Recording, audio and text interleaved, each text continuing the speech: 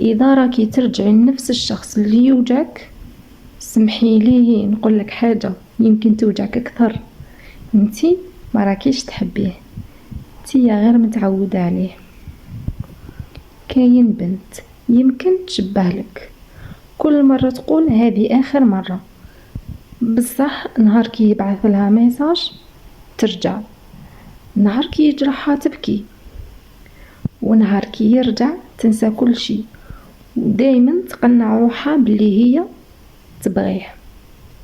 بصح الحقيقة انتي ما راكيش تحبيه، انتي تتعلقي بالاحساس اللي يعطيهولك، شوية اهتمام، شوية حنان، شوية وجود. هذه الشوية خلاتك تنساي روحك. يعطيك كلمة واحدة وانتي تعيشي عليها النهار كامل، يروح بالترواجور وكي يرجع غير يتكلي والو، حتى حاجة ما صرات وانتي تستقبليه عادي، يجرحك وبعدها انتي هي اللي تطلبي السماح. تسمعي مليح، الشخص اللي يوجعك ويرجعك تبكي ويخليك تشكي في روحك ماشي حب، واذا تحسي روحك ما تقدريش تعيشي بلا بيه، هذا تعلق كيما الادمان.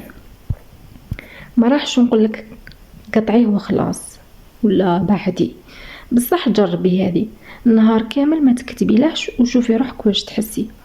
كي تحسي بالفراغ ما تهربيش، عيشيه، كل مرة ترجعي ليه سقسي روحك، انا نحبه ولا خايفة نبقى وحدي،